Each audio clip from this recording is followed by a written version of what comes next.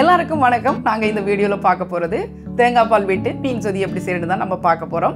இந்த மீன் சொதி வந்து இடியப்பத்துக்கு சோத்துக்கு அநேகமாக நாங்கள் எடுத்துக்கொள்வோம். இந்த மீன் சொதி வந்து ரொம்ப இலகுவாக சீக்கிரமாக செய்யக்கூடியது. வாங்க எப்படி செய்யறேன்னு பார்க்கலாம். இப்போ வந்து இன்றைக்கி நான் வந்து சொதி வந்து நம்ம மண் சட்டியில் தான் செய்ய போகிறேன். என்னென்னு சொன்னால் மீன் குழம்பு மீன் சொதி எல்லாம் இந்த மாதிரி மண் சட்டியில் செய்யும்போது சுவை நல்லா இருக்கும். இந்த சட்டி வந்து எப்போவுமே இருக்காது சமனான பகுதியில், அதனால் இந்த மாதிரி ஒரு திருகணி வச்சு நான் அதை வச்சுக்கிறேன். இப்போ இதில் வந்து நம்ம சொதிக்கு தேவையான பொருட்கள் எல்லாத்தையும் சேர்த்துடலாம். இதில் வந்து ஒரு 5 மீன் அளவுக்கு நான் இதில் சேர்த்துக்கிறேன் சொதிக்கு.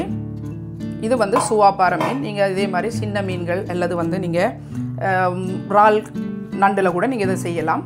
இப்போ இதுக்கு தேவையாக வந்து வெங்காயம், ஒரு பிடி வெங்காயம் போட்டுக்கோங்க. போட்டுட்டு இப்போ இதில் வந்து புளி வந்து ஒரு பெரிய நெல்லிக்காய் சைஸ் புளியை நல்லா புளிஞ்சு ஒரு 1.5 கப் அளவுக்கு எடுத்துருக்கிறேன். அதோட கூட இதுக்கு தக்காளி பழம் போடணும். ஒரு தக்காளி பழம் போடுறேன். இதில் வந்து உரைப்புக்கு தக்கின மாதிரி ஒரு 3 பச்சை மிளகாய், ஒரு கொஞ்சமாக கறிவேப்பிலை போட்டுட்டு இப்போ நம்ம புளி விட்டுட்டோம். இப்போ வந்து நான் இதில் ஒரு 1.5 கப் அளவுக்கு, அதாவது வந்து 3வது பால், கடைசியாக புளிகிற பாலை ஏன் பேஸ் பண்ணுவான்னு சொல்லி நான் இதில் ஒரு 1.5 கப்பு பாலை சேர்த்து இந்த சொதியில் ஊற்றுறேன். ஊற்றிட்டு இப்போ இதுக்கு என்ன செய்ய போகிறோம்னு சொன்னால், இதுக்கு தேவையான அளவுக்கு மஞ்சள் தூள். மீன் சொதி என்றபடினால மஞ்சள் தூள் போடுறது நல்லம், அப்போ தான் நல்ல வெடில் வாசனை வராது.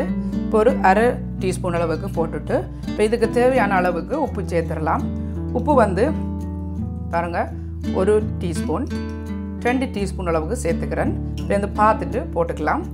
இப்போ இதை வந்து ஒரு கரண்டி வச்சு நல்லா கலந்து விட்டுக்கோங்க. இப்போ நம்ம கூட்டி வச்சுருக்கிற சொதியை அப்படியே தூக்கி அடுப்பில் வச்சுட்டு இப்போ மூடி போட்டுட்டு இந்த சொதி வந்து நல்லா இந்த மீன் அந்த புளி தண்ணியில் நல்லா கொதி எழும்பட்டும்.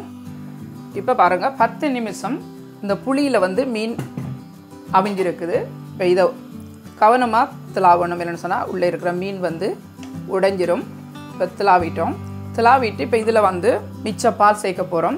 இது வந்து 2ஆம் பால். இந்த 2ஆம் பாலில் வந்து ஒரு 1.5 கப் அளவுக்கு சேர்த்துக்கிறேன்.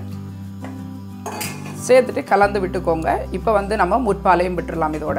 இப்போ இது ஒரு 3/4 கப் அளவுக்கு விட்டுருங்க.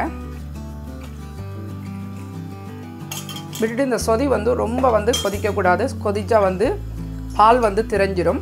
ஒரு லைட்டாக ஒரு கொதி வரைக்குள்ள சொதி வந்து நாங்கள் அணைச்சிடணும் அடுப்பை. இப்போ பாருங்கள், இந்த அளவுக்கு கொதி வந்ததும் இப்போ அடுப்பை அணைச்சிடலாம். அணைச்சிட்டு இப்போ இதில் வந்து பச்சை தண்ணி கொஞ்சம் சேர்த்துருங்க. என்னென்னு சொன்னால் தேங்காய் பால் திரையாமல் இருக்க. இப்போ பச்சை தண்ணி ஊற்றிட்டு நல்லா வந்து கலந்து விட்டுருங்க. இப்போ நம்ம வந்து கொதி வராமல் தேங்காய் பால் விட்ட உடனேயே நாங்கள் நிப்பாட்டலாம். ஆனால் அப்படி நிப்பாட்டி வைக்கிறதுனால சொதி வந்து நீண்ட நேரம் இருக்காது, சீக்கிரமாக புளிச்சிடும். இப்போ ஒரு கொதி வந்த பிறகு நாங்கள் நிப்பாட்டிட்டு பச்சை தண்ணி விடும்போது சொதி வந்து நீண்ட நேரம் இருக்கும். அதே வேளையில் திரையாது, பார்க்குறதுக்கு அழகாகவும் ருசியாகவும் இருக்கும். இப்போ இந்த சொதியில் வந்து நாங்கள் இந்த மீன் போடுறதுக்கு பதிலாக இப்போ பெரிய மீன் வேண்டி சமைப்போம்னு சொன்னால் அதனுடைய தலையை போட்டு சொதி வைப்பினோம். இப்போ நண்டு இறால் வாங்கினா அந்த நண்டு வேண்டுனா நண்டில் ஒரு 2-3 சின்ன நண்டை போட்டு சொதி வைப்பினோம். அதே வேளையில் வந்து இறால் வேண்டாம், இறால் தலை அந்த மாதிரி 2-3 இறால் போட்டு இதை சொதி வைப்பினோம். இப்போ இதில் நான் விட்டுருக்கிற புளி வந்து சிலவருக்கு காணாமல் இருந்தால் நீங்கள் இன்னும் கொஞ்சம் கூடவே புளியை சேர்த்து கொள்ளலாம். அதுக்கு பதிலாக தக்காளியை கூட நீங்கள் சேர்த்துக்கொள்ளலாம். தக்காளி வந்து புளிப்பாக இருக்கும், சிலது வந்து புளிப்பு இல்லாமல் இருக்கும். அதுக்கேற்ற மாதிரி தக்காளியை நீங்கள் சேர்த்துக்கொள்ளலாம். இப்போ இதுக்கு வந்து நாங்கள் ஒரு தாளினை கொடுக்க போகிறோம். அதுக்கு வந்து ஒரு சட்டி அடுப்பில் வச்சு எண்ணெய் விட்டுடலாம். இப்போ எண்ணெய் சூடாகிட்டு இதில் வந்து 2 டேபிள் ஸ்பூன் அளவுக்கு எண்ணெய் விட்டுருக்கிறேன். அதில் வந்து 1/2 டீஸ்பூன் கடுகு, 1/2 டீஸ்பூன் பெருஞ்சீரகம் சேர்த்து இந்த கடுகும் பெருஞ்சீரகம் வெடித்ததுக்கு பிறகு இதில் வந்து ஒரு 5-6 வெங்காயம் இதில் சேர்த்துக்கோங்க. சின்ன வெங்காயம், பெரிய வெங்காயமாக இருந்தால் ஒரு 1/2 கைப்பிடி அளவுக்கு சேர்த்துக்கோங்க. இதில் ஒரு கொஞ்சமாக கருவேப்பிலை, 2 செத்தல் மிளகாய் கிள்ளி சேர்த்துக்கோங்க. சேர்த்துட்டு இந்த தாளினை வந்து நல்லா இந்த வெங்காயம் வந்து ஒரு நல்ல லைட் கோல்டன் ப்ரௌனுக்கு இது வந்து வதங்கி வரணும். வதங்கி வந்த பிறகு நம்ம இந்த சொதியில் சேர்த்துடலாம். இப்போ தாளினை ரெடி ஆகிட்டு இப்போ இது முழுவதையும் வந்து நாங்கள் சொதியில் சேர்த்துடலாம். இப்போ பாருங்கள், சூப்பராக சொதி வந்து ரெடி ஆகிட்டு இப்படியே எடுத்து நீங்கள் பரிமாறிடலாம்.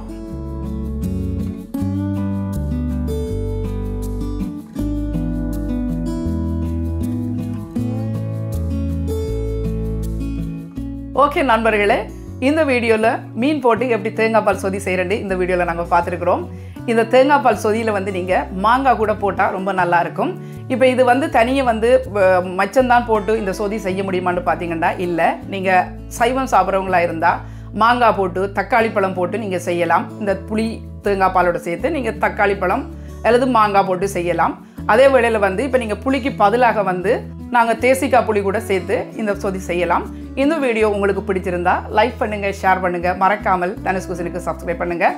மீண்டும் இது போன்ற இன்னும் ஒரு சமையல் குறிப்புடன் உங்களை சந்திக்கும் வரை உங்களிடமிருந்து விடைபெறுவது தனு. God bless you.